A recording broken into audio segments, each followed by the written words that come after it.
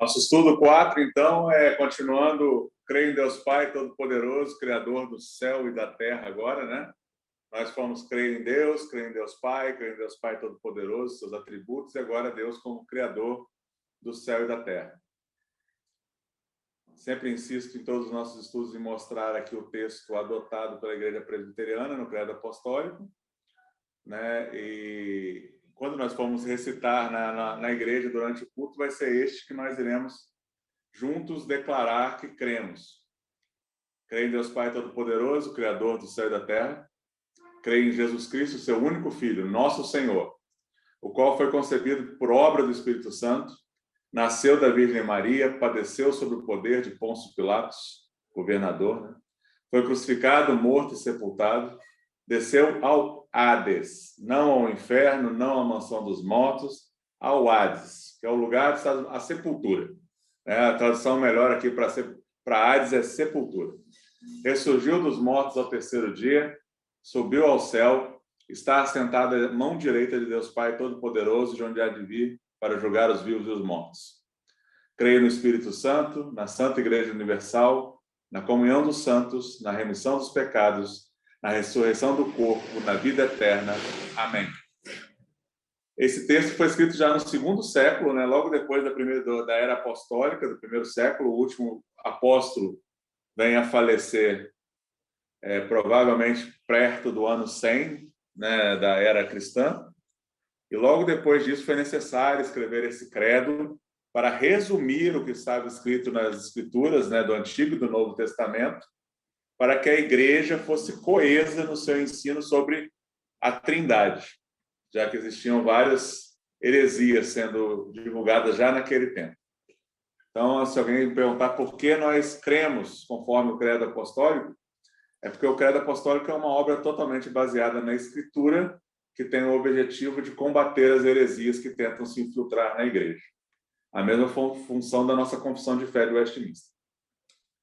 Então, creio em Deus Pai Todo-Poderoso, Criador do céu e da terra. Nós cremos, né? Deus tudo criou porque a Bíblia assim o diz. Não existe outra forma de sabermos que tudo foi criado por Deus, a não ser que nós creiamos no que a Bíblia diz. São inculpáveis todos os homens por não dar a glória a Deus quando olham para a natureza e reconhecer criar um Criador, mas eles não podem conhecer o Deus Criador através da natureza. Nós só podemos conhecer porque este fato é revelado na Escritura. E insisto praticamente em todos os estudos nesse primeiro slide aqui falando sobre isso, porque muitos de nós tentam provar a sua fé de uma maneira não bíblica. A nossa fé só é fundamentada na Escritura, por isso que a nossa confissão de fé começa com o capítulo 1 da Escritura Sagrada. Nossa convicção é a Escritura. Nós não devemos temer de maneira alguma defender que a nossa convicção vem daquilo que é revelado na Escritura. A Escritura é a verdade. O Espírito Santo atesta conosco que ela é a verdade. Nós devemos falar com convicção daquilo que cremos conforme a Escritura. Que o Senhor é o único e verdadeiro Deus, o Criador do céu e da terra. Nós não leremos agora Gênesis 1, mas é um trabalho, vamos dizer, de casa para vocês, né? Relerem Gênesis 1. Mas Gênesis 1:1 nos diz: no princípio criou Deus os céus e a terra. Parece um texto simples, né? Que nós já lemos, alguns de nós centenas de vezes, talvez. Mas o que se revela nesse texto? Quais são as implicações imediatas de Gênesis 1:1? Primeiro, Deus é eterno. Ele existe antes da criação. Criou Deus os céus e a terra. Ele existia antes de tudo que foi criado. Deus é infinito. Ele não é limitado pelos céus e pela terra, já que ele os criou. Eles que dependem de Deus. Deus é onipotente. Já que estudamos na semana passada, Deus como todo-poderoso, Deus cria por meio da palavra. Ele não precisa de nenhuma matéria prévia para criar. O ser humano tem o dom criador dado por Deus. Nós conseguimos criar a partir daquilo que Deus nos deu como base, a matéria. Nós fazemos a Bíblia Sagrada com folhas de papel que são retiradas das árvores, através de um processo que obtém o papel. Mas tudo isso vem da obra de matéria criada por Deus. Só Deus cria por meio da sua palavra, por meio do seu verbo, que é Cristo Jesus. E Deus é o único ser independente. Ele não depende de nada da criação. Ele é o eternamente outro. Ele não faz parte nem do espaço, nem do tempo, nem das coisas materiais. Deus não depende da criação em nada, mas ele a faz para a sua glória e louvor. Como Deus criou o céu e a terra? Quando nós declaramos crer em Deus Pai Todo-Poderoso, Criador do céu e da terra, o que nós estamos dizendo? Estamos dizendo que Deus criou por meio do fiat. É um latim para o faça-se. Quando a gente vai ver os primeiros versículos de Gênesis 1, Deus diz, faça-se. Sem qualquer matéria pré-existente. E o universo é feito. Depois, por sua decisão da sua vontade, ele ordena que cada uma das coisas deveriam existir. E aí ele usa mais um verbo, né? O haja. Haja árvores na terra, frutos, haja plantas, haja peixes no mar, aves no céu. Tudo isso Deus faz através da sua palavra, chamando essas coisas à existência. Apenas uma obra da criação ele faz com um cuidado especial, aonde do pó da terra ele faz o nosso corpo e sopra nele o Espírito. Nós trataremos mais sobre a criação especial de Deus, que somos nós, os seres humanos, o que em teologia nós chamamos de antropologia, na outra semana. Nessa semana nós ficaremos mais concentrados na obra de Deus, na criação em geral. E outra coisa que nós sabemos como que Deus criou o céu e a terra, o Pai, o Filho e o Espírito Santo estavam envolvidos na obra da criação. Sueli, você pode ler para mim Gênesis 1:2 e 1:26, por favor?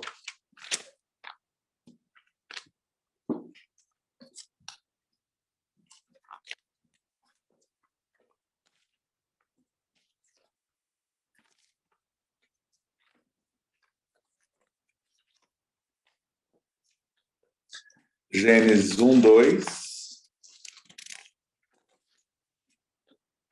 Gênesis 1:2.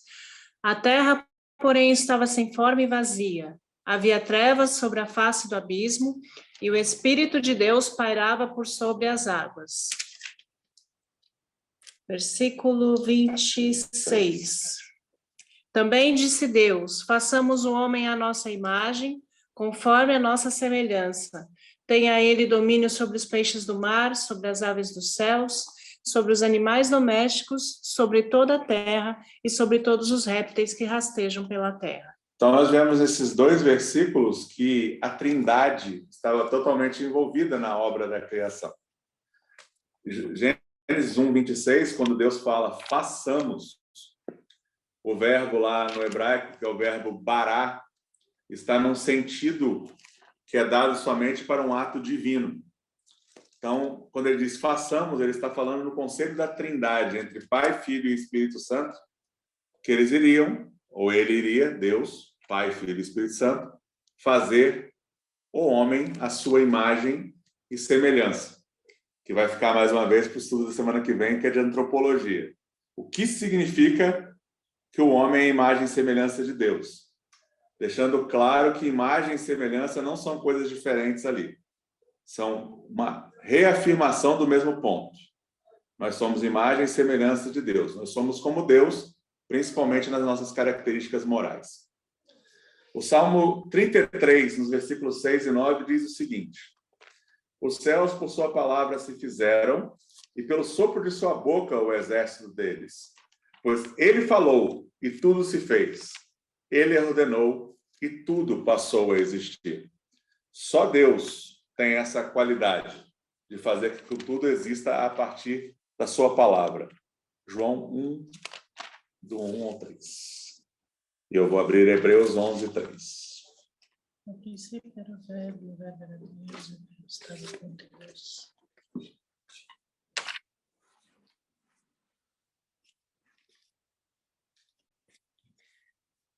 No princípio era o verbo, e o verbo estava com Deus, e o verbo era Deus. Ele estava no princípio com Deus, todas as coisas foram feitas por intermédio dele, e sem ele, nada do que foi feito se fez.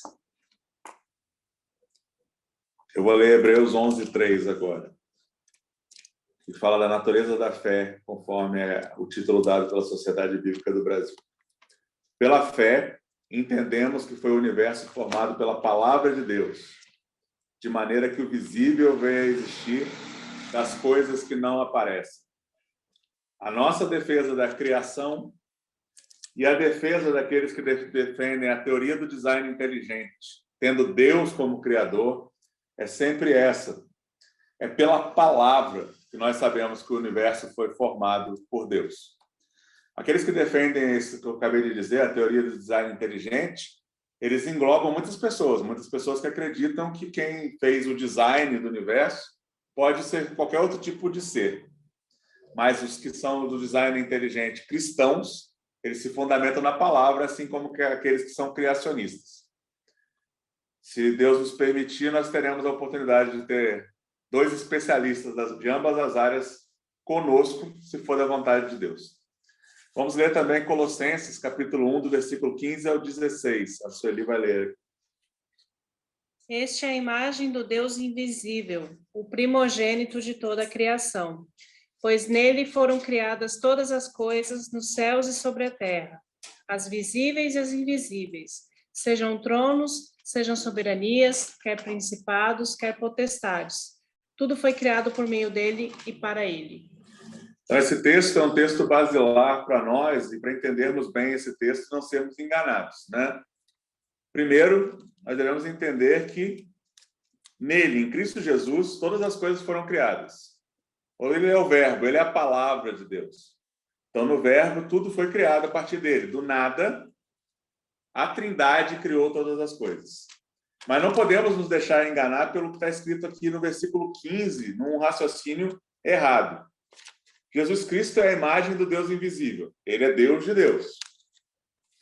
E o primogênito de toda a criação. Não que ele tenha sido criado primeiro. Ele tem o direito de primogenitura sobre tudo. E aí nós temos que lembrar do Antigo Testamento. O filho mais velho, ou o filho que era abençoado pelo pai, por exemplo, Jacó, ele recebia o direito de primogênito. Aquele que recebia as propriedades e o governo do clã. É nesse sentido que Jesus Cristo é o primogênito de toda a criação. Não como os testemunhas de Jeová dizem, que ele foi a primeira obra de Deus, o primeiro criado, que ele é Miguel que se encarnou, essas besteiras todas que eles dizem lá. O primogênito aqui tem sentido com o Antigo Testamento. Ele é o primogênito porque ele tem direito de primogenitura sobre toda a criação. Tudo pertence a ele. É esse o sentido aqui do texto de Colossenses 1, do 15 ao 16. Outros pontos principais que nós devemos guardar quando nós declaramos que Deus é criador do céu e da terra. O ato da criação é um mistério para nós. Nós somos seres humanos limitados e finitos. Nenhum cientista chegou nem a arranhar o que foi a obra da criação de Deus. Nós não sabemos como Deus criou do nada, ex nihilo, ou seja, falou e criou sem matéria pré-existente. E quando nós confessamos esta verdade, nós não estamos explicando como Deus criou todas as coisas. Nós estamos, de fato, afirmando e confessando que isso é um mistério. E o que foi revelado para nós na Escritura é isso. Deus criou todas as coisas a partir do nada. Mas como isso foi feito, nós não conseguimos fazer e nenhum cientista em nenhuma época ou época futura conseguirá fazer. Portanto, nós não podemos acreditar nas N hipóteses que vão nascendo todos os dias na ciência. A ciência ela vai se negando ao longo do tempo. O que era verdade no século XIV, XIII, XII, é hoje para rir. O primeiro médico falava que os nossos humores é que faziam alterações no nosso corpo, então você tinha que fazer um monte de corte no seu sangue para regular os humores. Então, tudo isso a gente tem que ver que a ciência é limitada, assim como o homem é. O que nós conhecemos de fato é um mistério. Deus criou todas as coisas a partir do nada. E nós devemos declarar isso com toda firmeza, sem qualquer dúvida, sem qualquer temor de ser ridicularizado pelos homens. O liberalismo teológico que nasce na Europa e infesta a igreja pelo mundo todo, matando praticamente a igreja europeia e boa parte da igreja americana, é exatamente uma tentativa de querer se conformar com a ciência, pseudociência, que estava se desenvolvendo naquela época, que dizia que tudo era possível ser conhecido a partir da razão e do método científico, que também é limitado. Portanto, na criação, nós devemos ser firmes em declarar o que a nossa palavra, a Escritura, afirma. Isso não quer dizer que nós não podemos saber explicar muitos fenômenos. Sabemos sim, mas é fenomenologia. A Bíblia, por exemplo, não é um livro de ciências, mas ela é exata em tudo que ela escreve, porque ela está declarando o fenômeno. Como numa pregação outro dia eu falei lá, que o observador, no Salmo 19, fala que o sol nasce de um lado e se põe de outro. Isso é observação de fenômeno. Todas as vezes que a Bíblia fala de ciência, ela fala de maneira fenomenológica, nunca de maneira científica feita num tubo de ensaio no laboratório. Não era propósito de Deus nos revelar coisas da química, física, matemática, biologia na Escritura. Para isso, ele deu a capacidade do homem usar a sua mente e a pesquisa para descobrir. Dizem cientistas cristãos o seguinte: quando você conhece um pouco de física, ela pode te tornar um ateu. Mas quando você se aprofunda na física, você lá encontra Deus. Porque é impossível não ver um Criador quando você se aprofunda na ciência. Outros pontos principais. A ciência e os religiosos naturalistas, né? Eles dizem que o universo é autocriado. O universo se criou e só existe o universo e mais nada. Carl Sagan era um que falava isso e está cheio de seguidores dele no mundo hoje. O universo não é autocriado e tampouco é autossustentável. Com isso, eu estou negando o ateísmo e estou negando o deísmo, que diz que o universo é autocriado, ateísmo, e que é autossustentável. Esse é o deísmo, que diz que Deus pode ter criado sim, mas deixou lá o universo rodar sozinho. É a teoria do relojoeiro. Ele fez um relógio, deu a corda e se afastou. Não. Nosso Deus é criador, é suficiente em si mesmo, ele não tem qualquer origem, ele é o Deus triuno e eterno. E ele que garante a estabilidade do universo. O universo só existe por causa da constante manutenção divina. Por isso, Jesus Cristo disse claramente que o nosso Senhor e Salvador, o Filho, o Pai e o Espírito nunca pararam de trabalhar. O sábado, o sabá, o dia do descanso, né? O sabá, a gente traduz por sábado, mas é o sabá, o dia do descanso. Ele foi criado por causa do homem, que é um ser limitado. Mas Deus nunca para de trabalhar. Deus está sempre fazendo a manutenção da obra que ele criou. Porque senão, o nosso universo entraria no que a gente chama em física de entropia, em confusão absoluta. É Deus que sustenta todas as coisas pela palavra do seu poder ainda hoje. Então, pela Escritura, sabemos que este ministério de manter a estabilidade do universo é específica da ação do Filho Eterno de Deus. É Cristo que mantém esse universo funcionando até que o novo céu e a nova terra invada esse universo. Versículo 17 de Colossenses diz assim: Ele é antes de todas as coisas. Nele, tudo subsiste. Não existe nada neste universo criado que não exista se não for por causa de Cristo. É Cristo que sustenta todas as coisas. É Cristo que sustenta cada reino animal, cada reino vegetal, cada ser humano, cada anjo que existe. Tudo é preservado pela força do seu poder. Nosso Senhor e Salvador Jesus Cristo é maravilhoso. Vai ser muito importante quando nós estivermos estudando os pontos sobre Cristo. Atos 17, nos versículos 25 ao 28, ensina. 24. O Deus que fez o mundo e tudo que nele existe, sendo ele Senhor do céu e da terra, não habita em santuários feitos por mãos humanas. Nem é servido por mãos humanas, como se de alguma coisa precisasse, pois ele mesmo é quem a todos dá vida, respiração e tudo mais. De um só, fez toda a raça humana para habitar sobre toda a face da terra, havendo fixado os tempos previamente estabelecidos e os limites da sua habitação, para buscarem a Deus se porventura tateando o possam achar, bem como não está longe de cada um de nós, pois nele vivemos e nos movemos e existimos. Como alguns dos vossos poetas têm dito, porque dele também somos geração. Nós somos gerados pelo Senhor. A obra magnífica do milagre da reprodução humana é sustentada pelo Senhor Jesus Cristo. Se nós temos filhos, se Deus nos permite ter uma concepção, mesmo que ele recolha antes para estar com ele, esse filho da aliança, é pela manutenção de Cristo. É Cristo que faz com que isso continue acontecendo. Não é um relógio que deu corda e vai acontecendo indistintamente. Ele está no controle de todas estas coisas. Então, a realidade da intervenção divina criativa é tão antiga e real quanto o próprio cosmos criado, o universo. Nada foi criado sem que Deus criasse. E assim ele continua, tendo a sua intervenção divina criativa, tratando da questão dos milagres divinos.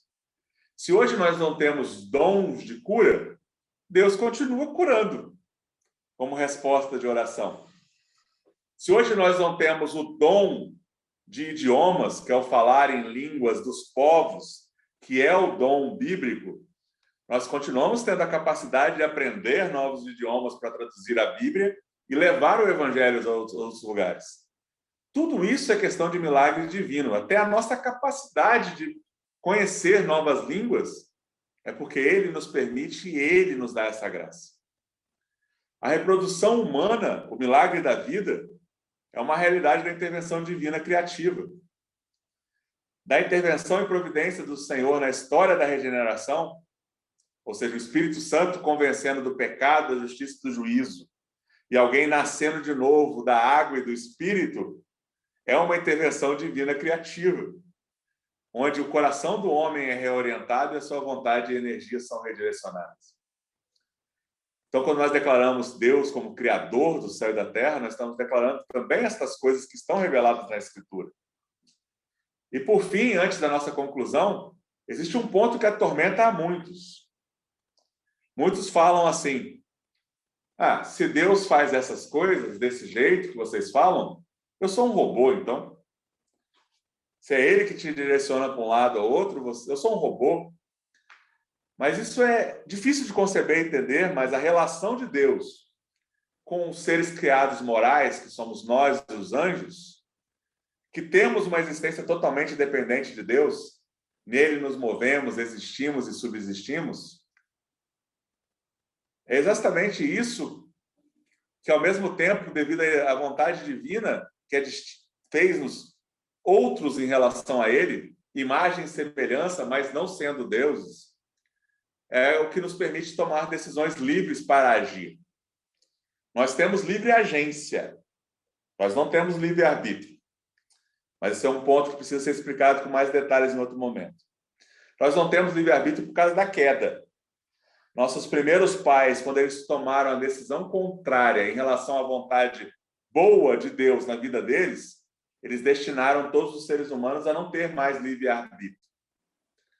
Mas, por outro lado, Deus nos permite ter livre agência. Nós podemos tomar decisões e daremos contas delas, já que somos seres moralmente responsáveis perante aquele que nos fez. Esse é um ponto mais difícil, porque muita gente fala, se Deus, então, elegeu você, se é o Espírito que aplica em você a vocação eficaz, que faz com que você seja regenerado.